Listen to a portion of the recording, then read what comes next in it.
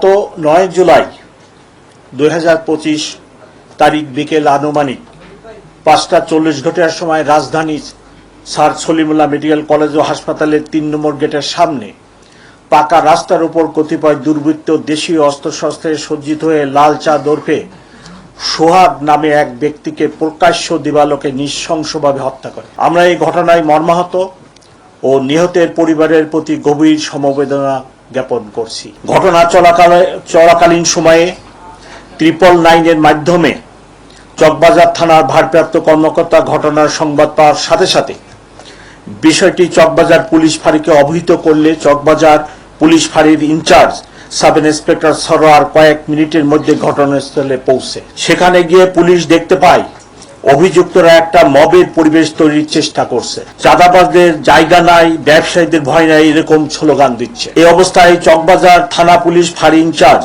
Sub inspector Sarwar ঘটনাস্থল থেকে সন্দিগ্ধ মাহমুদুল হাসান মহিন এবং ঘটনাস্থলের পার্শ্ববর্তী এলাকা থেকে রবিন নামে অপর একজনকে গ্রেপ্তার করে।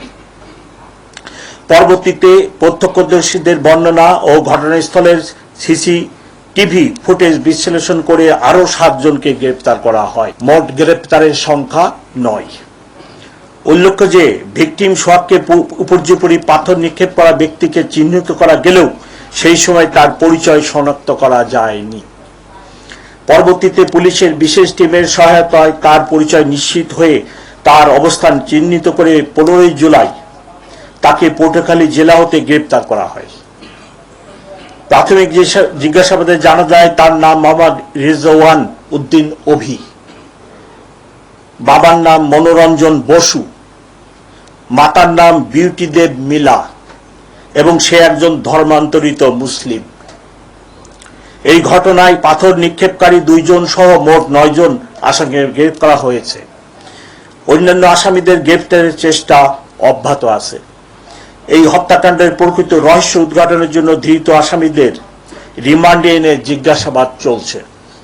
ইতিমধ্যে এই ঘটনার এজাহার নিয়ে বিভিন্ন সামাজিক যোগাযোগ মাধ্যম ও গণমাধ্যমে বিভ্রান্তিমূলক তথ্য ছড়ানো হয়েছে।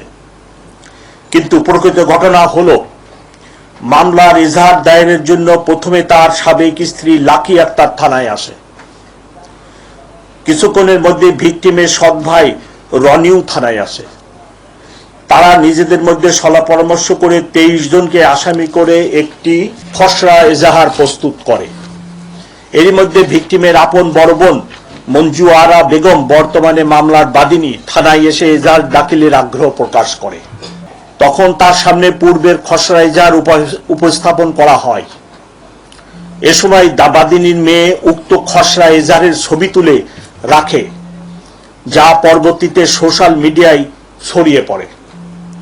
ভিকটিমের বোন মঞ্জু আরা বেগম উক্ত খসড়া এজাহার থেকে 5 জনের নাম বাদ দিয়ে নতুন করে আরো একজনের নাম সংযোজন করত মোট 19 জনকে আসামি করে এজাহার দাখিল করে। তার লিখিত এজাহারের ভিত্তিতে কোতোয়ালি থানায় নিয়মিত মামলা নম্বর 7 রুজু করা হয় চলতি মাস। উল্লেখ্য যে কোন ঘটনার এজাহার একটি প্রাথমিক তথ্য বিবরণী মাত্র। এজাহারে উল্লিখিত ঘটনা তদন্ত সাপেক্ষে প্রয়োজনীয় সাক্ষ্য প্রমাণের ভিত্তিতে বিজ্ঞ আদালতে পুলিশ প্রতিবেদন দাখিল করে। প্রিয় সাংবাদিকবৃন্দ, আমি দৃঢ়তার সাথে বলতে চাই এই নারকীয় হত্যাকাণ্ডের সাথে জড়িত সকলকেই আমরা আইনের আওতায় নিয়ে আসব এবং এ ধরনের জঘন্য অপরাধের পুনরাবৃত্তি না ঘটে সেজন্য অপরাধীদের দৃষ্টান্তমূলক শাস্তি নিশ্চিত করা হবে। আপনাদের সকলকে আন্তরিক ধন্যবাদ ও কৃতজ্ঞতা।